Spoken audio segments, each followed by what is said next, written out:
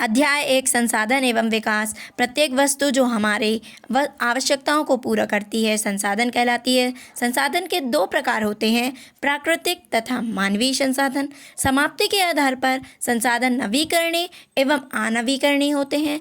पवन, जल, सौर नवीकरणीय योग्य संसाधन है। पेट्रोल, जीवाश्म ईंधन अनवीकरणीय योग्य संसाधन है। उत्पत्ति के आधार पर संसाधन जैव और अजैव प्रकार के होते हैं।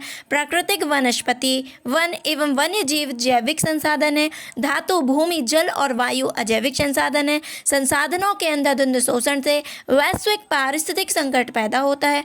पर्यावरण को बिना नुकसान पहुंचाए जो विकास होता है वह सतत पोषणीय विकास कहलाता है। 1992 में रियो डी जेनेरो में पृथ्वी सम्मेलन हुआ था। रियो डी जेनेरो ब्राज़ील, दक्षिण अमेरिका में स्थित है। UNCED में क्लब ऑफ रोम ने संसाधनों के संरक्षण की बात कही है। 1968 में क्लब ऑफ रोम ने संसाधनों के संरक्षण की बात कही है। स्माइल इज़ ब्यूटीफुल पुस्तक शुमेशर ने 1974 में लिखी है।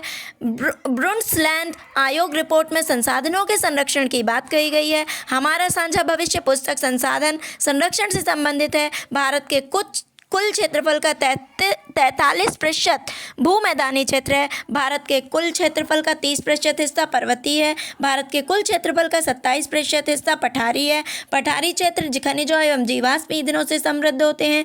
भू आकृति, जलवायु, मृदा भौतिक कारक कहलाते हैं। जनसंख्या, घनत्व, प्रौद्योगिक क्षमता मानवीय कारक है। भारत का कुल भौगोलिक क्षेत्रफल 32.8 लाख वर्ग किलोमीटर है। राष्ट्रीय वन नीति 1952 के अनुसार भारत में 33% भू भाग वनों से आच्छादित होनी चाहिए। पंजाब, हरियाणा में अधिक सिंचाई भूमि निम्नीकरण का कारण है। जनक, शैल व जलवायु, वनस्पति आदि मृदा बनाने के प्रमुख कारक हैं। मृदा का निर्माण जैव व अजैव पदार्थों से होता है। भारत का उत्तरी मैदान जलोढ़ मृदा से बना है। बांगर पुरानी जलोढ़ मृदा को कहते हैं। खादर नवीन जलोढ़ मृदा को कहते हैं। काली मृदा को रेगन मृदा भी कहते हैं। काली मृदा को काली कपास मृदा भी कहते हैं। लाल मृदा का रंग लोह धातु के कारण लाल होता है। लैटराइट शब्द ग्रीक भाषा के लेटर शब्द से लिखा गया है। लैटराइट मृदा अम्लीय होती है। लैटराइट मृदा काजू की फसल के लिए अत्यधिक उपयुक्त होती है। मरुस्थलीय मृदा रेतीली व लवणीय होती है। वन मृदा पहाड़ी और पर्वतीय क्षेत्रों में पाई जाती है। वन मृदा ह्यूमस रहित होती है। मृदा के कटाव और उसके बहाव की प्रक्रिया को मृदा अपरदन कहते हैं। जो भूमि जीतने योग्य नहीं होती उसे उत्खात भूमि बेडलैंड कहते हैं। मृदा का जल के साथ घुलकर बह जाना चादर अपरदन कहलाता है। सोपान कृषि अपरदन को नियंत्रित करती है। पर्वतीय एवं पहाड़ी क्षेत्रों में सीढ़ीदार कृषि की जाती है। महाराष्ट्र, मालवा, मध्य प्रदेश, छत्तीसगढ़ में काली मृदा पाई जाती है। काली मृदा कैल्शियम कार्बोनेट, मैग्नीशियम से भरपूर होती है। काली मृदा बहुत महीन कणों से बनी होती है। इसकी नमी धारण करने की क्षमता अधिक होती है। चंबल बेसिन में उत्खात भूमि को खड्ड रवाइन भूमि कहा जाता है। भारत के पंजाब और हरियाणा राज्य में 80% भूमि पर कृषि होती है। भारत के पंजाब और हरियाणा राज्य में 80% भूमि पर कृषि होती है। अध्याय 2 वन एवं वन्य जीव संसाधन। वन प्राथमिक उत्पादक है। भारतीय वन जीवन रक्षण अधिनियम 1972 में किया गया। प्रोजेक्ट टाइगर वन्य जीव परियोजना 1973 में शुरू की गई। रक्षित वन देश के कुल वन क्षेत्र का 1/3 हिस्से पर होते हैं। भारत में आधे से अधिक वन क्षेत्र आरक्षित वन है।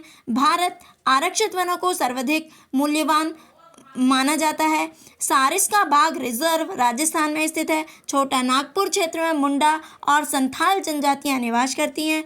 मुंडा और संथाल जनजातियां महुआ और कदम्ब के पेड़ों की पूजा करते हैं। चिपको आंदोलन वनों के संरक्षण से संबंधित है। बीज बचाओ आंदोलन बीजों के संरक्षण से संबंधित है। कार्बेट नेशनल पार्क उत्तराखंड राज्य में स्थित है। इसी को हम जिम कार्बेट भी बोलते हैं।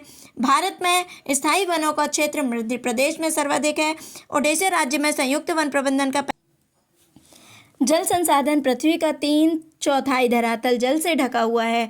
जल एक नवीकरणीय योग्य संसाधन है। भारत में कुल विद्युत का लगभग 22% भाग जल विद्युत से प्राप्त होता है। JJM का पूर्ण रूप जल जीवन मिशन है। जल जीवन मिशन भारत सरकार द्वारा ग्रामीणों के जीवन की गुणवत्ता में सुधार हेतु चलाई गई एक योजना है। 11वीं शताब्दी की भोपाल झील सबसे बड़ी कृत्रिम झीलों में से एक है। भाखड़ा नागल परियोजना सतलुज नदी पर बनी है। हीराकुंड परियोजना महानदी पर बनाई गई है। हीराकुंड बांध उड़ीसा राज्य में स्थित है। बांधों का आधुनिक मंदिर जवाहरलाल नेहरू ने कहा है।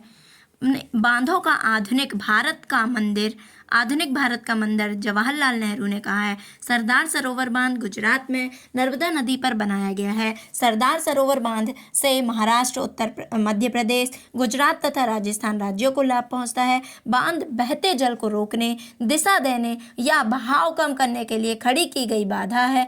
गुल या कुल पश्चिमी हिमालय में नदी वाहिकाएं नदी की धारा बदलकर खेतों में सिंचाई के लिए बनाई गई हैं। खादीन राजस्थान में छत पर वर्षा जल संग्रहण करने की एक परंपरागत तकनीक है। जोहर राजस्थान में कुछ क्षेत्रों में खादीन को ही जोहर कहते हैं। टांका राजस्थान में वर्षा जल को टैंक बनाकर जल का संग्रहण है। पालर पानी, वर्षा जल को ही पालर पानी कहा जाता है।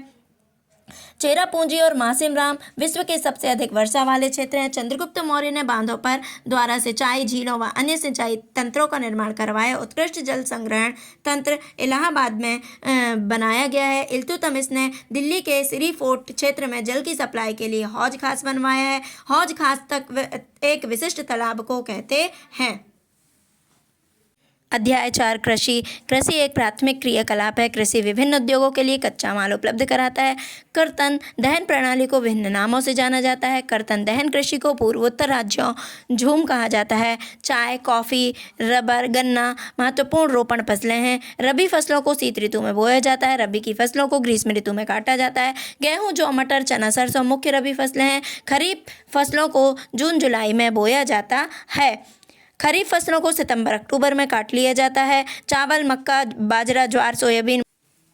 खरीफ फसलों को सितंबर अक्टूबर में काट लिया जाता है। चावल, मक्का, बाजरा, ज्वार, सोयाबीन मुख्य खरीफ फसलें हैं। गेहूं भारत की दूसरी सबसे बड़ी खाद्यान्न फसल है। रबी की फसल के लिए 50 से 75 सेंटीमीटर वार्षिक वर्षा की आवश्यकता होती है। ज्वार, बाजरा और रागी मोटे अनाज हैं। मोटे अनाज में पोषक तत्वों की अत्यधिक मात्रा होती है। दालें फलीदार फसल का उदाहरण है। भारत विश्व में दालों का सबसे बड़ा उत्पादक व उपभोक्ता देश है। दालें सबसे अधिक प्रोटीनदायक होती हैं। दालें भूमि उर्वरता को बनाकर रखती हैं। गुजरात मूंगफली का प्रमुख उत्पादक राज्य है। चाय एक रोपण फसल का उदाहरण है। असम, दार्जिलिंग, तमिलनाडु मुख्य चाय उत्पादक क्षेत्र हैं। हमारे देश में अरेबिका किस्म की कॉफ़ी पैदा की जाती है। भारत में कॉफ़ी आरंभ में यमन से लाई गई थी। कॉफ़ी की खेती नीलगिरी पहाड़ियों में की जाती है। रबड़, कपास, जूट एक रेशेदार अखाद्य फसलें हैं। रबर भूमध्य रेखीय क्षेत्र की फसल है। रबर मुख्यतः भारत के केरल, तमिलनाडु में उगाया जाता है। रेशम के कीड़ों के पालन का रेशम उत्पादन सेरीकल्चर कहलाता है। कपास उत्पादन में भारत का विश्व में चीन के बाद दूसरा स्थान है। महाराष्ट्र, गुजरात और मध्य प्रदेश कपास के मुख्य उत्पादक राज्य हैं। जूट को सुनहरा रेशा, गोल्डन फाइबर कहा जाता है। पश्चिम बंगाल, बिहार और असम जूट के मुख्य उत्पादक राज्य हैं। जूट का प्रयोग बोरियां, चटाई, रस्सी बनाने में किया जाता है। भारत सरकार ने किसान क्रेडिट कार्ड योजना शुरू की है। प्रथम पंचवर्षीय योजना में भूमि सुधार मुख्य लक्ष्य था। विनोबा भावे द्वारा भूदान आंदोलन शुरू किया गया। विनोबा भावे द्वारा भूदान ग्रामदान आंदोलन को रक्तहीन क्रांति का नाम भी दिया गया। ग्राम स्वराज अवधारणा गांधी जी से संबंधित है। महात्मा गांधी जी ने विनोबा भावे को अपना आध्यात्मिक उत्तराधिकारी घोषित किया था।